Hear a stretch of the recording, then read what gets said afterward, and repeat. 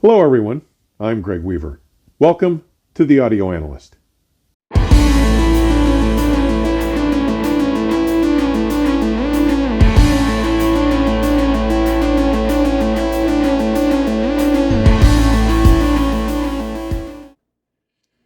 Well, after a relatively uneventful and timely trip back from my exceptional week in Vienna, I pulled into and parked in my garage late Monday evening.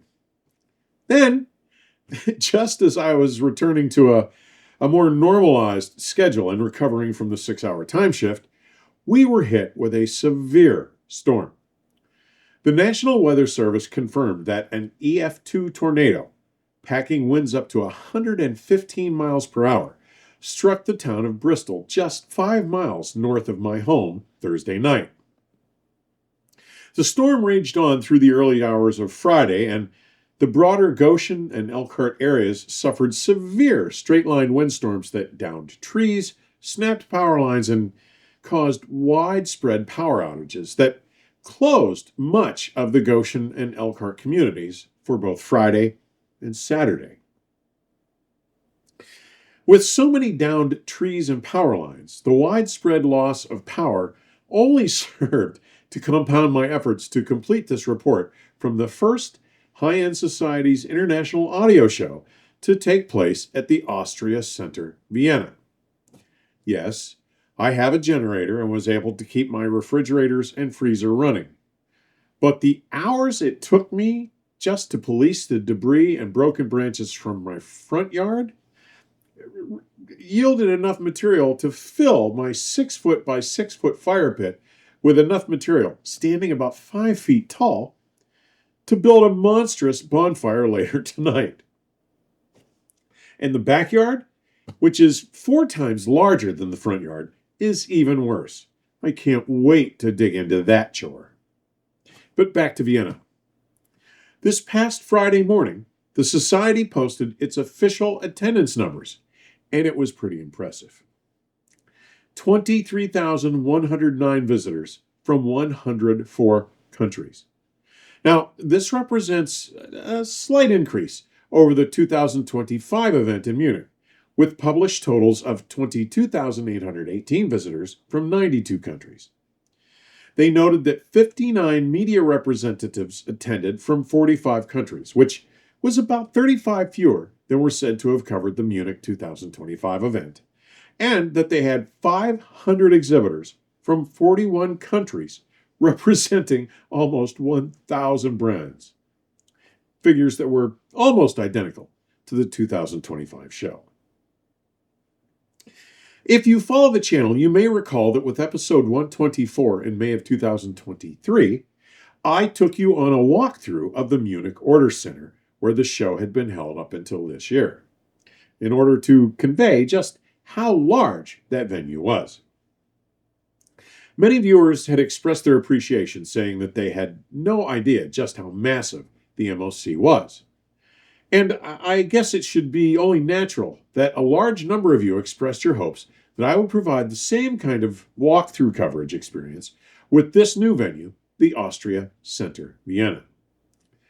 And with all those requests, that is what led me to make today's video, to allow you to see for yourself just what an impressive space it is. Completed in 1987, the Austria Center Vienna, or ACV for short, is Austria's largest congress and event center, hosting large-scale international conferences, exhibits, corporate meetings, and cultural events. Located next to the UN headquarters, roughly some 2.5 miles northeast of Stade Park, which sits directly on the Ringstrasse, the Grand Boulevard surrounding the city's historic core, and situated just across the Danube River. Yes, that Danube River. Think Johann Strauss's most famous waltz, the Blue Danube.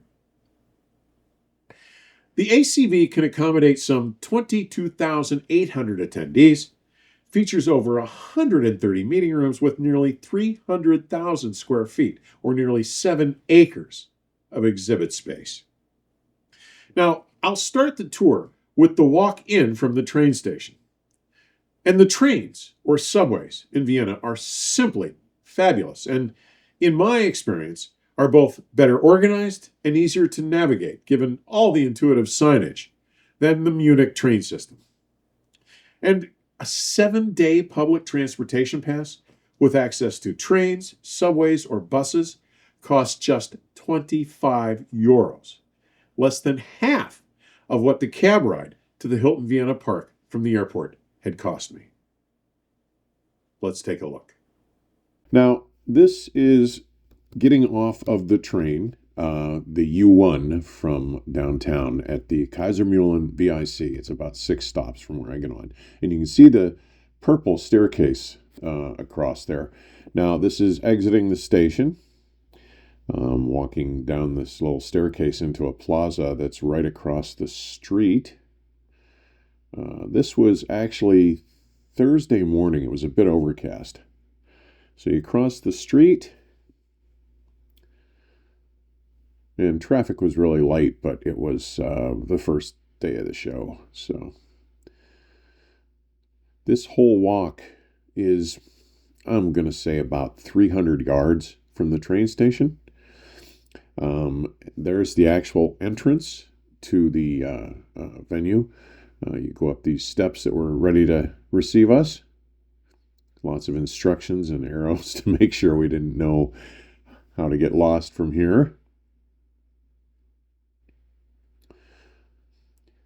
And what you'll notice, one of the things you'll notice is there are plenty of people in these yellow vests to make sure we had documentation, we had understanding, we had our questions answered if we had any. It's a really nice walk in. It was a pretty cool day. I was quite comfortable because I'm a polar bear. So, and again, it's maybe 300 yards walk from the train station. Well appointed. These awnings were nice, covered with information telling you about what was going on at the show. And there you can see the top of the tower, Austria Vienna Center. That's the 3 floors up above the ground floor. There are 2 floors down below it. And here we come into the opening, into the major entry point. There's a hallway that has entryways into both sides. You can see Austria Center Vienna. Very big. There's a bit of the courtyard there. We'll get more of that eventually.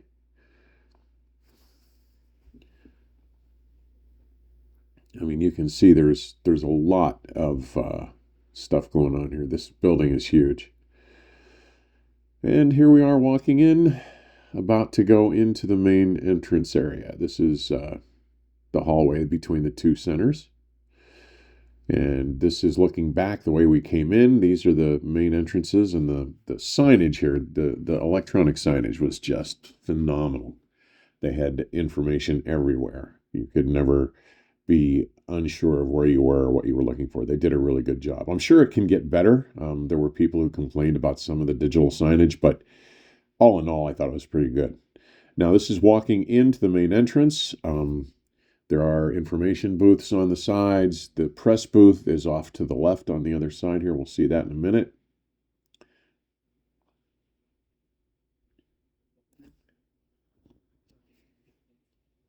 And there's the press center. Now, you'll see 2 major escalators going up on the left and the right side, and then the check-in points. They had our badges. Everybody printed their badges ahead of time, typically, and you picked up your lanyard from a rack, and then they checked you in with these scanners to make sure that you were supposed to be there, and then you went on up from the 0 floor up to 1, 2, and 3. Now, there were also these are triangular shaped places. Now, this is from the other side of the doorways. This is the back of the 0 floor, walking towards the entrance again. And you can see there are listening rooms all the way around the outside, and we'll take a tour of level 3 here shortly. But this place, this 0 level floor, the ground floor, is just massive too. And there were setups all around. You'll see some of the information that was set up to promote the show. it was just a beautifully well set up event, and I got to tell you, it was pretty impressive. It is bigger than the MLC. Now this is back outside. We're going to walk towards the X floors, the -1 and -2 floors, which had the big rooms that were much like the first floors of all the halls at Munich. And there's a staircase going up to 2 and 3. You can see there's walkways around 2 and 3. And the one on 3 goes all the way around it, everywhere. This is a corridor that was there. This is the entrance into the X halls, which are they're kind of like the ground floors on the 4 MOC halls in Munich. It's a little cafeteria area, another information booth. You're going to see information everywhere. These guys really were set up to make sure you had no difficulty finding where you wanted to go.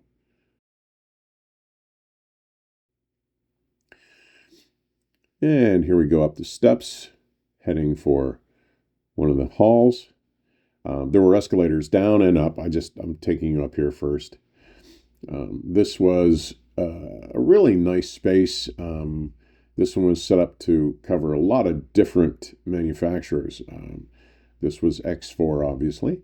There was one, I believe it was X2 or X3, which was a little bit smaller, and it was dedicated exclusively to headgear, headphones, headphone amplifiers, desktop speakers, that kind of stuff. I did not really spend much time there. As you know, that's really not my bag. I didn't really spend a lot of time checking that out, but I wanted to give you a feel of just how large this place is. And by the way, this was Saturday morning, the first day of that the event was open to the public.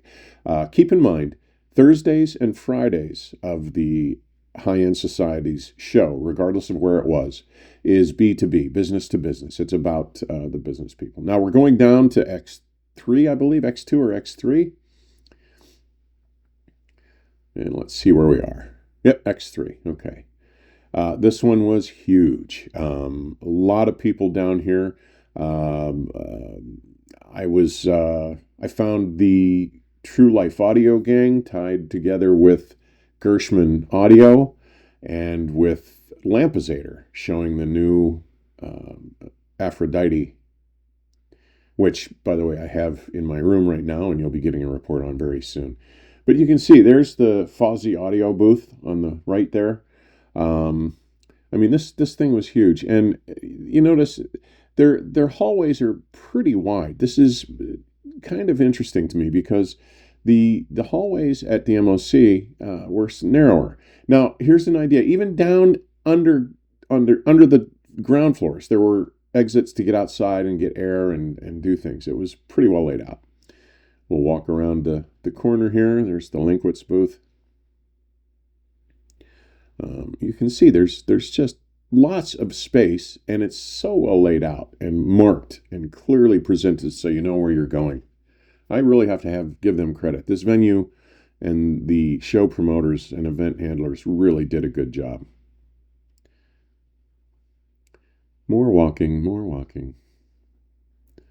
You get a sense of this.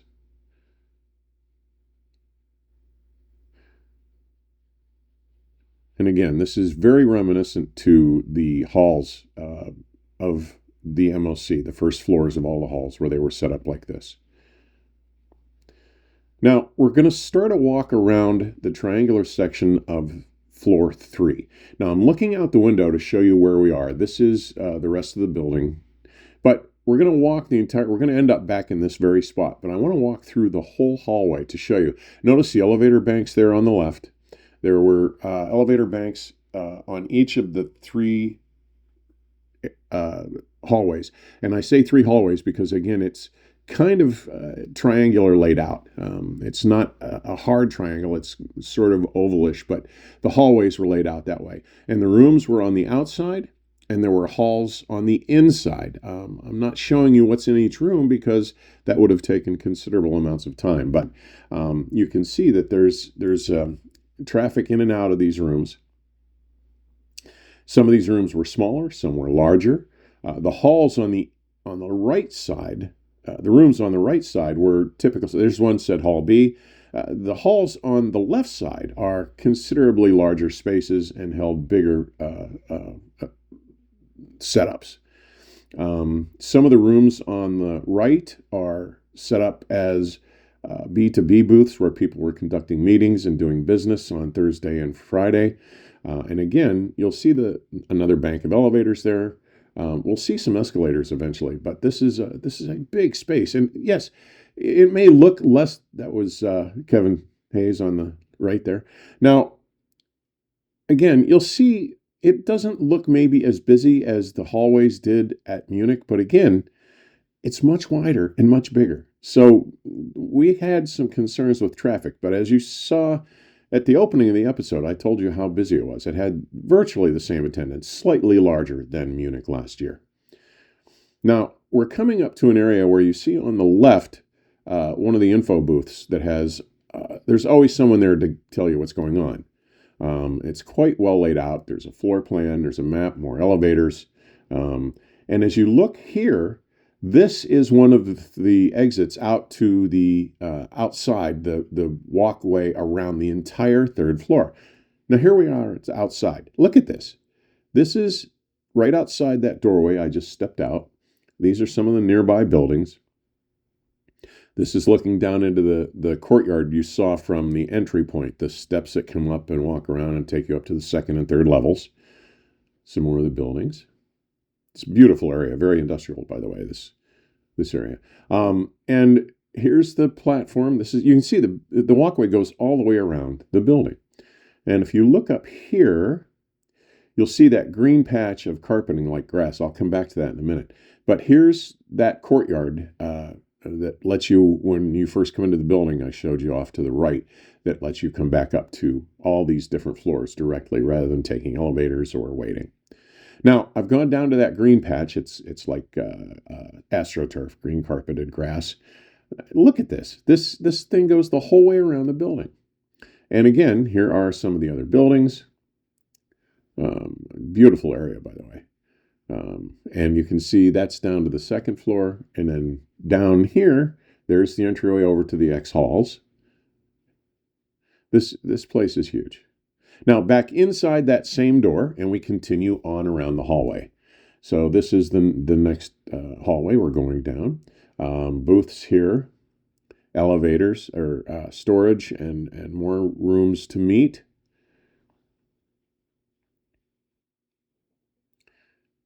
And again, there are rooms on both sides. Some of these rooms are huge, some are medium-sized, some are smaller. There were a lot of these kinds of setups, like there were at the MOC, information setups, and I mean JBL showing what looked like it wasn't a vintage Paragon. I have to figure out what it was, but it looks kind of like a Paragon. I don't think that was a vintage Paragon. But again, there's if you remember where the green AstroTurf stuff was, that's the exit to that area that I'd shown you from the outside. This is from the inside looking out at it. Very pleasant. Set up for people to relax and enjoy, places to get drinks and things. Another setup. This is another big display. I mean, it's just, this place is really big. And again, this is just the third floor. There are two more just like this below it. And maybe I should have walked the second floor, which had some of the bigger rooms, but this was the room, this was the floor where I spent most of my time with most of the people I was going to visit and exhibit in this particular hall, the Austria Center Vienna. Again, halls on the left and right, rooms on the outside on the right, and then bigger halls on the inside on the left. There's an escalator that goes up and down to this floor from lower floors. Restrooms. A little cart for drinks and things. And another info booth with elevators and another exit to the outside walkway. And these info booths were fabulous. There was a layout of the building, descriptions, someone there to hand out documentation and answer questions on how to get to places. And another very large space, and a guy who wasn't paying attention by looking at his phone.